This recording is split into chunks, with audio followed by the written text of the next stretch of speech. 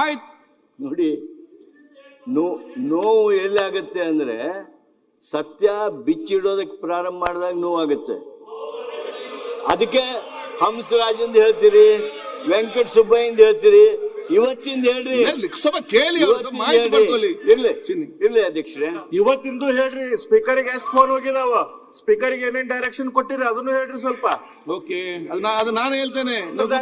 ಸ್ಪೀಕರ್ಗೆ direction ಕೊಟ್ಟಿರಿ ಅದನ್ನು ಸ್ವಲ್ಪ ಎಲ್ಲರಿಗೂ ರಾಜ್ಯ ಜನತೆ ಹೆಚ್ಚು ಆತ್ಮೀಯವಾಗಿರೋದು ನಿಮ್ ಜೊತೆಗೇನೆ. ಅವ್ರನ್ನ ಕೇಳ್ರಿ, ಎಷ್ಟು ಫೋನ್ ಮಾಡಿದ್ವಿ, ಯಾರ ಮಾಡಿದ್ವಿ ಹಂಗ. ಆಯ್ತು ಸನ್ಮಾನ್ಯ ಅಧ್ಯಕ್ಷರೇ, ನಾನು ಒಂದ್ ಮಾತು ಹೇಳ್ತಿದ್ದೆ, ಫೋನ್ ಎಷ್ಟು ಬಂದವ್ ನೋಡ್ರಿ. ಅದನ್ನ ಮುಂದೆ ವಿಸ್ತಾರ ಮಾಡಕ್ ಹೋಗೋದಿಲ್ಲ. ಇರ್ಲಿ, 176 ಒಂದ್ರ ಪ್ರಕಾರ governor shall address he shall come and go ಅಲ್ರಿ. ಬಾಳ್ ಬಂದು ತಿಳ್ಕೊಂಡ್ಬಿಟ್ಟಾರೆ. If he comes lays it, ಹಿಂದಕ್ಕಾಗಿರ್ಬೋದು. But today we are discussing about the constitution, the strength of the constitution, the wishes of the constitution. ಅದನ್ನ ಮಾತಾಡುವಾಗ ಹಿಂದಾಗಿತ್ತು ಅಂತ ಹೇಳಿ ಕೂತ್ರ ಆಗೋದಿಲ್ಲ. ಅದು ಇದರ ಪ್ರಕಾರ ಇವತ್ತು ಸುಪ್ರೀಂ ಕೋರ್ಟ್ನಲ್ಲಿ ನೀಡಿರ್ತಕ್ಕಂಥ ನಿರ್ಣಯಗಳಿರಲಿ, ಹೈಕೋರ್ಟ್ಗಳಲ್ಲಿ ನೀಡಿರ್ತಕ್ಕಂಥ ನಿರ್ಣಯಗಳಿರಲಿ, ಲೋಕಸಭೆಯಲ್ಲಿ ರಾಜ್ಯಪಾಲರ ಭಾಷಣಗಳನ್ನ ಉಲ್ಲೇಖಿಸಿ ಏನು ಹೋಮ್ ಮಿನಿಸ್ಟ್ರು ತಮ್ಮ ಹೇಳಿಕೆಗಳನ್ನು ಲೋಕಸಭೆಯಲ್ಲಿ ಮಾಡಿದ್ದಾರೆ, ಅವು ಇರಲಿ, ಅವೆಲ್ಲವುಗಳನ್ನ ಗಮನಕ್ಕೆ ತಗೋಬೇಕಲ್ಲ. ನಾನು ಕೇಳ್ತೀನಿ, 176(1) ಪ್ರಕಾರ ಮಾನ್ಯ ರಾಜ್ಯಪಾಲರು ಏನು ಸಂವಿಧಾನದ ಉಲ್ಲಂಘನೆ ಮಾಡಿದ್ರು, ಆ ಉಲ್ಲಂಘನೆ ಈ ಸದನ ಯಾವ ಕಾರಣಕ್ಕೂ ಮನ್ನಿಸೋದು ಸಾಧ್ಯ ಇಲ್ಲ. The deviation, the violation or insulting the constitution, which is directed by 176(1), which is covered by the Supreme Court, High Court judgments, and also the statement of the Home Minister made on the Lok Sabha floor. He cannot escape all this, number one. Number two, ಅಧ್ಯಕ್ಷರೇ, ಇದನ್ನ ಭಾಳ ಮಂದಿ ಕೇಳ್ತಾರೆ, ಅವ್ನು ಬಿಡ್ಬೇಕಾಗಿತ್ತು, ಇದನ್ನ ಯಾಕೆ ಬರೀಬೇಕಾಗಿತ್ತು. ನಾವು ರಾಜ್ಯ ಸರ್ಕಾರದವರು ನಮ್ಮ ನೀತಿಗಳನ್ನು, ನಮ್ಮ ಕಾರ್ಯಕ್ರಮಗಳನ್ನು ನಾವೇನು ಮಾಡ್ತೀವಿ ಅನ್ನೋದನ್ನ ರಾಜ್ಯ ಸರ್ಕಾರದ ಮೂಲಕ ಗವರ್ನರ್ ಬಾಯಿಂದ ರಾಜ್ಯಕ್ಕೆ ತಿಳಿಸ್ತೀವಿ, ದೇಶಕ್ಕೆ ತಿಳಿಸ್ತೀವಿ, ಕೇಂದ್ರ ಸರ್ಕಾರಕ್ಕೆ ತಿಳಿಸ್ತೀವಿ. ನಮ್ಮ ಆಕ್ರೋಶವನ್ನ, ನಮ್ಮ ಜನರಿಗೆ ಆಗಿರ್ತಕ್ಕಂಥ ಅನ್ಯಾಯವನ್ನ ಕೇಂದ್ರ ಸರ್ಕಾರಕ್ಕೆ ತಿಳಿಸುವಂತ ಒಂದು ದಾರಿ, ಪ್ರಜಾಪ್ರಭುತ್ವದ ವೇದಿಕೆ, ಪ್ರಜಾಪ್ರಭುತ್ವದ ಪಥ ಈ ಗವರ್ನರ್ ಅಡ್ರೆಸ್. ನಾವು ಗವರ್ನರ್ ಖುಷಿಯಾಗಲಿ ಅಂತ ಹೇಳಿ, to please him we are not writing this governor's address. 122 para ಮಾಡಿದ್ರು. Kindly read, go one by one. Have we made any allegation against the governor? Have we made any allegation, personal allegation against anybody? ಯಾವ ಕಾರಣಕ್ಕೆ ನಾವು ಬರೆದು ಕೊಟ್ಟಿರ್ತಕ್ಕಂಥ, ನಮ್ಮ cabinet pass ಮಾಡಿರ್ತಕ್ಕಂಥ ಏನು under 163 of the constitution ಯಾವ ಬಾಧ್ಯತೆ ಇದೆ ಅವ್ರಿಗೆ, ಅದನ್ನ ಬದಿಗೆ ಸರಿಸಿ ನಮ್ಮ ಭಾಷಣವನ್ನು ತಿರಸ್ಕರಿಸಿದ್ರು, ಓದಲಿಲ್ಲ. ಇದು ನಮ್ಮ ಮುಖ್ಯ ಪ್ರಶ್ನೆ. ಆಯ್ತು, ಈ ಭಾಷಣ ಆಯ್ತು, ಅವರು ಯಾವುದೋ ಒಂದು ತಮ್ಮದೇ ಆಗಿರ್ತಕ್ಕಂಥ ನಿರ್ಣಯ ತೆಗೆದುಕೊಂಡು ಸಭಾಧ್ಯಕ್ಷರು ಏನ್ರಿ ನೋಡಿ, ನಿಮ್ಗೆ ಅವ್ರು ಮುಗಿಸ್ಲಪ್ಪ ನೋಡಿ, ನೀವು ನೋಡಿ ಅವರು ಸಂವಿಧಾನ ಉಲ್ಲೇಖ ಮಾಡ್ತಿದ್ದಾರೆ. ಸಂವಿಧಾನದ ಆರ್ಟಿಕಲ್ ಓದಲಿಕ್ಕೆ ಹೇಳಿ ಸರ್. 163 ಹೇಳ್ತಾರೆ, 163 ಏನ್ ಹೇಳುತ್ತೆ ಹೇಳಿ, ಅದೆಲ್ಲ ಕಾನೂನು ಗೊತ್ತಿಲ್ಲ. ಹೇಳಿ 175 ಏನ್ ಹೇಳುತ್ತೆ ಹೇಳಿ. ಅಲ್ಲ, ನಾವು ಹೇಳ್ತಿರೋದು ಅವರೇ ಹೇಳ್ತಿರೋದು. ಹೇಳಿ ಸಂವಿಧಾನದಲ್ಲಿ ಏನು ಹೇಳುತ್ತೆ ಅಂತ ಹೇಳಿ, ತಿಳಿಸ್ಲಿ.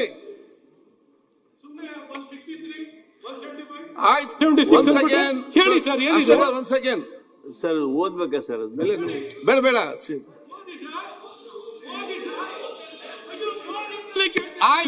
Mother of everything is constitution. ಹೇಳಿ, ಕೇಳಿಸ್ಕೊಳ್ಳೋಣ. ಒಂದು ಕಾಪಿ ಕೊಟ್ಬಿಡ್ರಿ. ಬೇಡ, ನನ್ನ ಹತ್ರ ಇದೆ. ನೀವೆಲ್ಲ ಯಾಕೆ ಉತ್ತರ ಕೊಡ್ತೀರಿ ಅಂದ್ರೆ ನಮ್ಗೆ ಏನಾಗಿದೆ ಶಿವಲಿಂಗೌಡ್ರು? ಮಾನ್ಯ ಅಧ್ಯಕ್ಷರೇ, ಆ ಭಾಷಣ ಅವರು ಮೊಟಕುಗೊಳಿಸಿದ್ರು. ನಮ್ಮದೇ ಆಗಿರ್ತಕ್ಕಂಥ ಒಂದು ನೋವು, ನಮ್ಮ ಸರ್ಕಾರದ ಒಂದು ವಿಶೇಷವಾಗಿರ್ತಕ್ಕಂಥ ಈ ಕಳವಳ ಏನಿದೆ ಅದನ್ನ ವ್ಯಕ್ತ ಮಾಡಿದ್ವಿ. ನಾವು ಪತ್ರಿಕಾ ಪರಿಷತ್ನವ್ರಿಗೂ ಮಾಡಿದ್ದೇವೆ. ನಾಳೆ ಸಾರ್ವಜನಿಕ ಭಾಷಣಗಳಲ್ಲೂ ಮಾಡ್ಬೋದು, ಅದು ಬೇರೆ. ಆದರೆ ಅವರು ಆ 2 ಲೈನ್ 4 ಲೈನ್ ಓದಿ ಇಳಿದು ಹೋದ್ರಲ್ಲ, ನಾನು ಒಂದು ಶಬ್ದ ಬಳಕೆ ಮಾಡಿದ್ದೆ, ಗವರ್ನರ್ ಭಾಷಣ ಮುಗಿಸಿ ಓಡೋದ್ರು ಅಂತೇಳಿ ಪತ್ರಿಕೆಯಲ್ಲಿ ಬಂದಿದೆ. I own that statement. It is not that I deny that statement. Ashok ಅವರು ನನ್ನ ಮೇಲೆ ಒಂದು ಅಲಿಗೇಷನ್ ಮಾಡಿದರು.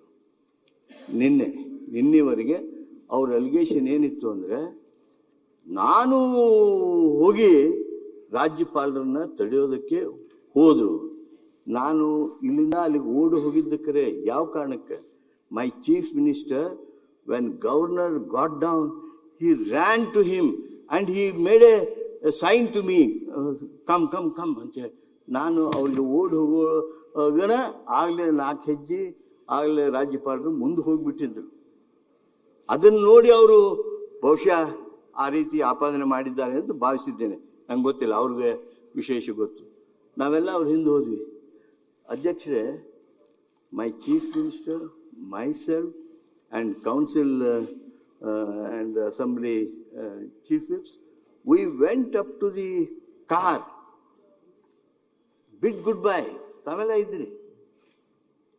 ನಮ್ಮ ಚೀಫ್ ಮಿನಿಸ್ಟ್ರು ಅವ್ರಿಗೆ ಶೇಕ್ ಹ್ಯಾಂಡ್ ಮಾಡಿ ಅವ್ರಿಗೆ ಕಾರ್ನಲ್ಲಿ ಕೂಡಿಸಿ ನಾವು ಅವ್ರು ಕೂಡಿ ವಾಪಸ್ ಬಂದ್ವಿ. Is that the insult made by government any time? Yes, he did not read in full. There were some slogans ರಾಜ್ಯಪಾಲರು ಓದ್ಬೇಕಾಯ್ತು. I got up and said, under 176(1), Your Excellency, you are bound to read the Constitution ಅಂತ ಹೇಳಿದೆ. ನಾನು ಸಂವಿಧಾನವನ್ನು ರಕ್ಷಣೆ ಮಾಡೋದು ನನ್ನ ಜವಾಬ್ದಾರಿ ಹೌದಲ್ಲ. ಕಾನೂನು ಮಂತ್ರಿಯಾಗಿ ಗವರ್ನರ್ ಹಂಗೆ ಮಾಡ್ಯಾರ ಬಿಡು ಅಂತ ಕುಂಡ್ರಕ್ಕಾಗತ್ತಾ? ನನ್ನ ಜವಾಬ್ದಾರಿಯನ್ನು ನಾನು ನಿರ್ವಹಿಸಬೇಕಲ್ಲ. It is my duty, bound and duty, for which my chief minister has kept me here. Should I not protect the Constitution? Should I not alert people who are violating it? And those who are violating, I have alerted. ಆದ್ರಿಂದ ನನ್ನ ಕರ್ತವ್ಯ ಪಾಲನೆಯನ್ನು ಮಾಡಿದ್ದೇನೆ. ಈಗ ಇನ್ನೊಂದು ಪ್ರಶ್ನೆ ತಾವು ಉದ್ಭವ ಮಾಡ್ತಾ ಇದ್ದೀರಿ. ಕೆಲವು ಸದಸ್ಯರು ಅಲ್ಲೇ ಅಡ್ಡ ಹಾಕಿದ್ರು ಅಂತ ಹೇಳಿ. ನಾನು ಇದಕ್ಕೆ ಒಂದೇ ಸಣ್ಣ ಉತ್ತರ ಹೇಳ್ತೀನಿ. ಅದು ಸಮಂಜಸವಾಗಿದೆ ಅಂತ ನಾನು ಭಾವಿಸ್ತೀನಿ. ಅದು ಕಾನೂನು ಪ್ರಕಾರನೂ ಇದೆ. ಯಾವುದೇ ಸದಸ್ಯನನ್ನು, ಈ ಸದನದ ಸದಸ್ಯನನ್ನು ಮಾನ್ಯ ವಿರೋಧ ಪಕ್ಷದ ನಾಯಕರಾಗಲಿ ಅಥವಾ ಸುನೀಲ್ ಕುಮಾರ್ ಅವರಾಗಲಿ ಅಥವಾ ಅಶ್ವಥ್ ನಾರಾಯಣರಾಗಲಿ ಇಂಥವ್ರು ಹಿಂಗೆ ಮಾಡಿದ್ರು ಅಂತ ಪ್ರಸ್ತಾಪ ಮಾಡಲಿಲ್ಲ. ನಮ್ಮ ಮೇಲ್ಮನೆ ಸದಸ್ಯರ ಬಗ್ಗೆ ಪ್ರಸ್ತಾಪ ಮಾಡಿದರು. ಆ ಪ್ರಸ್ತಾಪ ಅವ್ರೇನು ಮಾಡಿದರು, ಆ ಸದಸ್ಯರ ಬಗ್ಗೆ ಇಲ್ಲಿ ಚರ್ಚೆ ಆಗೋದು ಅದು ಯಾವ ಕಾರಣಕ್ಕೂ ಸಮಂಜಸ ಆಗೋದಿಲ್ಲ. That can be discussed in different forums, not here, because he is not your member. If any member of your house, if he has made anything or if they have accusation, then you can think of bestowing your attention. But since he is not your member, ಆ ವಿಷಯ ನೀವು ಅದನ್ನ ತೆಗೆದುಕೊಳ್ಳೋದಕ್ಕೆ ಯಾವುದೇ ಕಾರಣಕ್ಕೆ ಬರೋದಿಲ್ಲ. ಆಯ್ತು, ಚರ್ಚೆ ಮಾಡಬೇಡಿ. ಚನ್ನಬಸಪ್ಪ ಅವರ ನೀವು ಮತ್ತೆ ಮಾತಾಡ್ರಿ, ನಂದೇನು ಅಧ್ಯಕ್ಷರೇ. ನಾನು ಈ ಸಂದರ್ಭದಲ್ಲಿ ಮಾನ್ಯ ವಿರೋಧ ಪಕ್ಷದ ನಾಯಕರಿಗೆ ಹಾಗೂ ತಮಗೆ ಇವು ಎರಡೇನು ಹೋಲಿಕೆ ಮಾಡ್ತಾ ಇದ್ದಾರಲ್ಲ, ಎಲ್ಲಿ ಮಹಾ ಅಪರಾಧ ನಡೆದಿದೆ ಇದನ್ನ ಹೋಲಿಕೆ ಮಾಡುವಂಥದ್ದು, ಇದು ಸಂವಿಧಾನ ರಕ್ಷಣೆಗಾಗಿ, ಅವತ್ತು ನೀವು ಮಾಡಿರ್ತಕ್ಕಂಥ ದುಂಡಾವರ್ತನೆಗಾಗಿ. ಆ ಕಾರಣಕ್ಕೆ ಇವೆರಡನ್ನೂ ಹೋಲಿಕೆ ಮಾಡ್ಕೊಳ್ಳೋದಕ್ಕೆ ಹೋಗಬಾರ್ದು.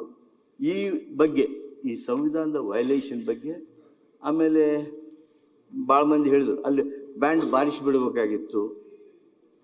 ಸ್ನೇಹಿತರೊಬ್ಬರು ಹೇಳಿದ್ರು band ಬಾರಿಸಿಬಿಡ್ಬೇಕಾಗಿತ್ತು, national anthem ಹಾಡ್ಬಿಡ್ಬೇಕಾಗಿತ್ತು.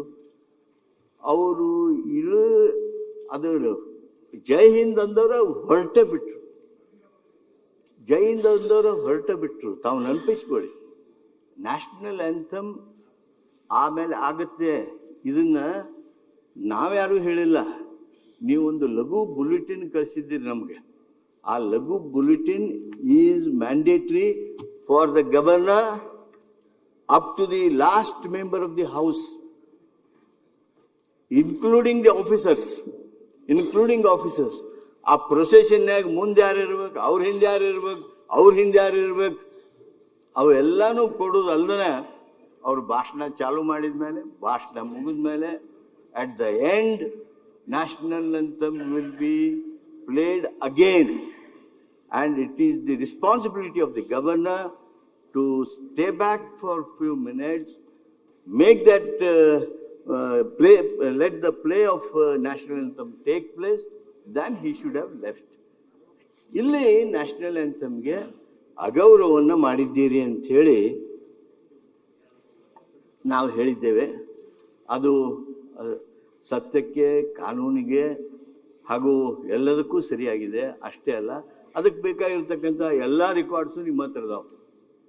Not one or two.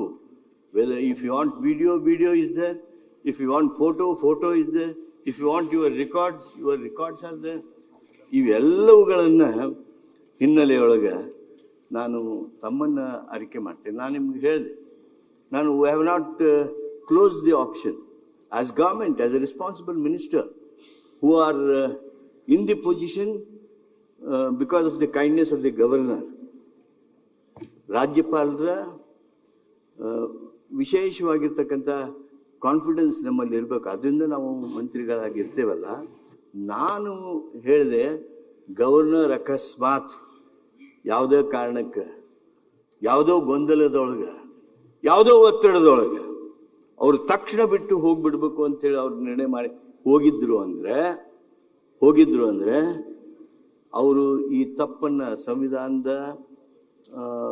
ವಿರೋಧಿ ಕ್ರಮವನ್ನು ನ್ಯಾಷನಲ್ ಆಂಥಮ್ಗೆ ಕೊಡಬೇಕಾಗಿರ್ತಕ್ಕಂಥ ಗೌರವವನ್ನು ಕೊಡದೇ ಇದ್ದಿದ್ರೆ, ಮಾನ್ಯ ಅಶ್ವಥ್ ನಾರಾಯಣ ಅವ್ರಿಗೆ ಹೇಳ್ತೀನಿ, Article 51 of the Constitution says that every one of us abide to respect the national anthem, whether it is governor or a common citizen. Section 51 is violated. The section 176(1) is violated. Section 163 is ignored. ಇವೆಲ್ಲ ರಾಜ್ಯಪಾಲರು ಮಾಡಿದ ಮೇಲೂ ನಾವೇನು ಹೇಳಿದ್ವಿ, ರಾಜ್ಯಪಾಲರು ಕನ್ನಡ ನಾಡಿನ ಜನರ ಕ್ಷಮೆ ಕೋರ್ಲಿ, ರಾಜ್ಯಪಾಲರು ಈ ಘನವೆತ್ತ ಸದನದ ಕ್ಷಮೆ ಕೋರ್ಲಿ, ಕ್ಲೋಸ್ ಮಾಡೋಣಂತ ನಾವು ಹೇಳಿದ್ರೆ, ನೀವು ಪಕ್ಷ ರಾಜಕಾರಣವನ್ನು ಇದರೊಳಗೆ ತಗೊಂಡು ಬಂದು ರಾಜ್ಯಪಾಲರಿಗೆ ನೀವು ಡಿಫೆಂಡ್ ಮಾಡ್ತಕ್ಕಂಥ, ಸಂವಿಧಾನವನ್ನು ಧಿಕ್ಕರಿಸ್ತಕ್ಕಂಥ ಪ್ರಯತ್ನ ನೀವು ಮಾಡ್ತಾ ಇದ್ದೀರಿ. ಇದು ಸರ್ವ ರೀತಿಯಿಂದ ಸರಿಯಾದದ್ದಲ್ಲ. ಈ ಕಾನೂನು, ಸಂವಿಧಾನ ಗಂಭೀರವಾಗಿಯೇ ನಾವು ತೆಗೆದುಕೊಳ್ಬೇಕಾಗಿದೆ. ಆಮೇಲೆ ನಾನು ಒಂದು ಮಾತು ತಮಗೆ ಹೇಳೋದಕ್ಕೆ ಬಯಸ್ತೀನಿ. Supreme Court judgments in India have frequently navigated the line between upholding the strict constitutional, legal and secular principles and addressing issues involving cultural and national symbolism. National anthem is a national symbolism, while the Constitution is interpreted as a living document meant to ensure substantive rights. The court has often been required to rule on whether specific symbols like national flag, national anthems, or religious attire are protected under the fundamental freedoms of restricted by the public order. This is what the Supreme Courts have ruled on and often. Istu heli ನಾನು ಸಂವಿಧಾನ, supreme court, high court, ನಮ್ಮ ನಡೆ ಇವೆಲ್ಲವುಗಳನ್ನು ಗಮನಕ್ಕೆ ತಂದು ರಾಜ್ಯಪಾಲರನ್ನು ಪಕ್ಷದ ವ್ಯಕ್ತಿಯನ್ನು ಹಾಗೆ ಡಿಫೆಂಡ್ ಮಾಡ್ತಕ್ಕಂಥದ್ದು, ಸಂವಿಧಾನವನ್ನು ಧಿಕ್ಕರಿಸಿ ಮಾತನಾಡುವಂಥದ್ದು, ಯಾವುದೋ ಒಂದು ಘಟನೆಯನ್ನು ಈ ಸದನದಲ್ಲಿ ಆಗಿದ್ದನ್ನು ಅದಕ್ಕೀಗಾಗಲೇ ತಾವು ನಿಮ್ಮದೇ ಆಗಿರ್ತಕ್ಕಂಥ ವ್ಯಥೆಯನ್ನು, ನೋವನ್ನು, ಕ್ಷಮೆಯನ್ನು ಯಾಚಿಸಿ ಮುಗಿದು ಹೋಗಿದೆ. ಅದು ನಿಮ್ಮೆದುರಿಗೇನೆ ಹೇಳ್ತಾರೆ. Not A old thing. ಹಿಂದಕ್ಕೆ ರಮೇಶ್ ಕುಮಾರ್ ಅವರ ಇದ್ದಾಗ ಆಗಿತ್ತು ಅಲ್ಲ, ವೈಕುಂಠ ಬಾಳ್ಗ ಅವ್ರ ಕಾಲದಾಗ ಆಗಿತ್ತು ಅಲ್ಲ. ನಿಮ್ಮ ಎದುರಿಗೆ ಆಗಿರ್ತಕ್ಕಂಥ ಘಟನೆಯನ್ನ ಇದಕ್ಕೆ ಕೋಟ್ ಮಾಡ್ತಕ್ಕಂಥ, ಕಂಪೇರ್ ಮಾಡ್ತಕ್ಕಂಥ ಈ ಪ್ರಯತ್ನ ಏನು ಅತ್ಯಂತ ಖಂಡನಾರ್ಹ ಅನ್ನುವಂಥ ಮಾತನ್ನ ಹೇಳಿ ನಾನು ಮಾತಾಡಿದೆ ಮುಗಿಸ್ತೇನೆ. ಈಗ ನ್ಯೂಸ್ ಫಸ್ಟ್ ನಿರ್ಭೀತಿಯಿಂದ ನಿಮ್ಮ ಪರವಾಗಿ.